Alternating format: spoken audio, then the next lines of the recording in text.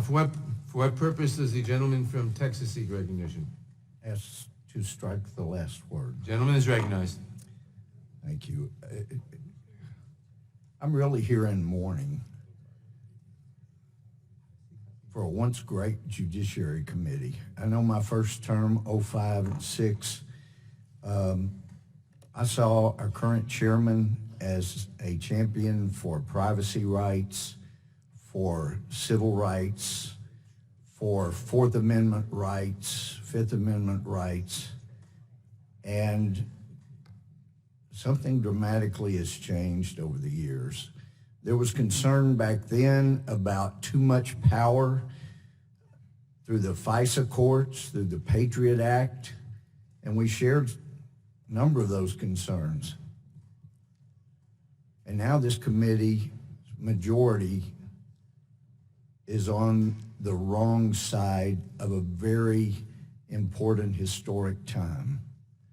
We've never had the intelligence community, the FBI, people at the top of the DOJ abusing their powers to create a case against a president where there was none, where assets were actually used to try to set up members of the Trump campaign when there was no case, to try to create a case. We ought to be all over that. We ought to be demanding answers from the FISA judge or judges who were either A, content to have fraud committed against their courts, or were complicit. Maybe it was Peter Strzok's buddy that he bragged about in his text that was going to be the FISA judge that signed warrants where there was no probable cause of anything. This was an attempted coup, and history is bringing that into focus more and more clearly. And what does this committee do about the abuses, the attempted coup? It comes in and decides we're going to go after the Attorney General who's trying to clean up the mess. Christopher Wray sure hasn't. Instead of asking from the intel community, let us see the 100% certain proof you have that Hillary Clinton's personal server was hacked by China.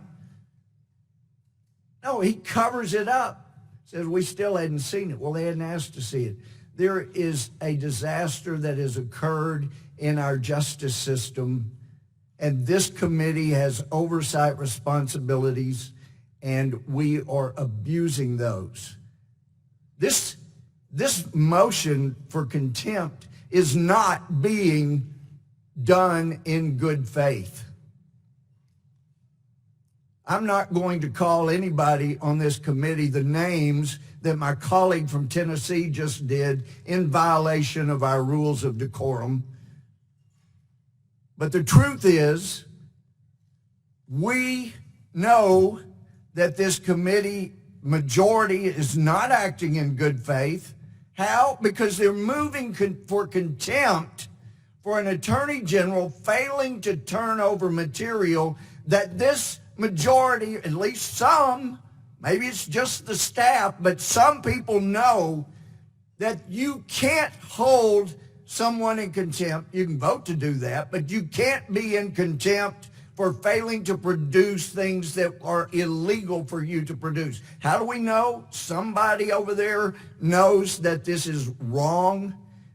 Is because there was an offer. Look, Attorney General Barr, if you'll join us in going to court and getting a court order so that we can get the grand jury proceedings and evidence, then we will disregard the contempt.